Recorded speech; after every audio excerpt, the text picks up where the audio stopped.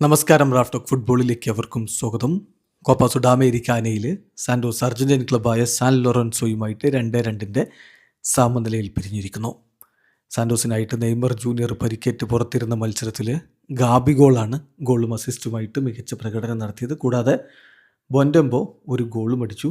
മത്സരം 2-2 സമനിലയിൽ അവസാനിക്കുമ്പോൾ സാന്റോസ് ഇപ്പോൾ കോപ്പ സുഡാമേരിക്കാനയുടെ ഗ്രൂപ്പ് ഡിയിൽ 5 കളി 4 പോയിൻ്റ് ഏറ്റവും അവസാന സ്ഥാനത്ത് നിൽക്കുകയാണ്. അപ്പോൾ ഇതിൽ നെയ്മർ ജൂനിയർ കളിച്ചിട്ടില്ല. അദ്ദേഹം ബ്രസീലിയൻ ദേശീയ ടീമിലേക്ക് സെലക്ട് ചെയ്യപ്പെട്ടിട്ടുണ്ട്. പക്ഷേ അദ്ദേഹത്തിൻ്റെ പരിക്കുമായി ബന്ധപ്പെട്ട് പല വാർത്തകൾ വന്നുകൊണ്ടിരിക്കുകയാണല്ലോ. ഇന്നലെ ESPN FC കൃത്യമായിട്ട് റിപ്പോർട്ട് ചെയ്തു അദ്ദേഹത്തിന് ഒരു 10 ദിവസത്തെ ട്രീറ്റ്മെൻറ്റെങ്കിലും വേണ്ടിവരും പൂർണ്ണമായും സജ്ജനാവാൻ. ഇപ്പോൾ ബ്രസീലിൻ്റെ വേൾഡ് കപ്പിന് മുമ്പുള്ള പനാമയ്ക്കെതിരെയായ ഫ്രണ്ട്ലി മത്സരത്തിൽ അദ്ദേഹത്തിന് സ്റ്റാർട്ട് ചെയ്യാൻ കഴിഞ്ഞേക്കില്ല എന്നാണ് അവർ റിപ്പോർട്ട് ചെയ്തിരുന്നത്. എന്നാൽ ഇപ്പോൾ താരത്തിൻ്റെ പരിക്കുമായി ബന്ധപ്പെട്ട് സാന്റോസിൻ്റെ കോച്ച് റോഡ്രിഗോ സൊഗൈബ് കൃത്യമായിട്ട് കാര്യങ്ങൾ വിശദീകരിച്ചിട്ടുണ്ട്. അദ്ദേഹം പറഞ്ഞ നെയ്മർക്ക് പരിക്കുണ്ട്, അദ്ദേഹം സ്ഥിരീകരിക്കുകയാണ്.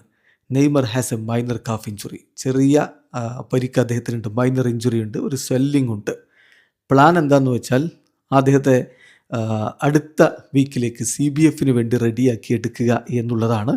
കാര്യങ്ങൾ നല്ല രീതിയിൽ തന്നെ പുരോഗമിക്കുന്നുണ്ട് എന്നാണ് റോഡ്രിഗോ സൊഗൈബ് പറഞ്ഞിരിക്കുന്നത്. അപ്പോൾ സംഗതി വളരെ വ്യക്തമാണ്, അദ്ദേഹത്തിന് പരിക്കുണ്ട്. പക്ഷേ ആ പരിക്ക് ആശങ്കാജനകമല്ല. അടുത്ത ആഴ്ചയിൽ എന്ന് പറയുമ്പോൾ 27-ാം തീയതിയാണ് ടെർസാപോളിസിലെ ഗ്രഞ്ച കൊമാഴയിൽ ബ്രസീലിൻ്റെ ട്രെയിനിങ് ക്യാമ്പ് ആരംഭിക്കുന്നത്.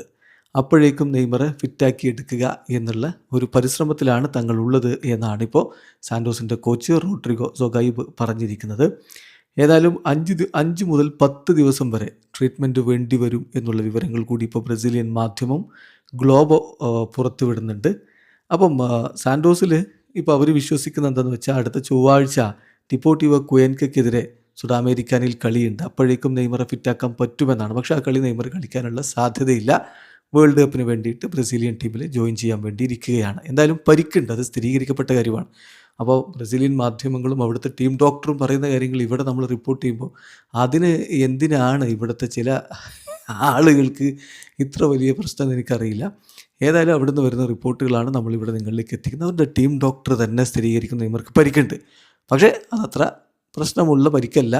5-10 ദിവസങ്ങൾക്കുള്ളിൽ അദ്ദേഹത്തിന് പൂർണ്ണ രൂപത്തിൽ അതിൽ നിന്ന് റിക്കവർ ആകാൻ കഴിയുമെന്നാണ് പ്രതീക്ഷിക്കുന്നത്. വീഡിയോ അവസാനിക്കുന്ന ഫുട്ബോൾ ലോകത്തെ കൂടുതൽ വിശേഷങ്ങളുമായി റാഫ് ടോക്സിൽ എത്താം.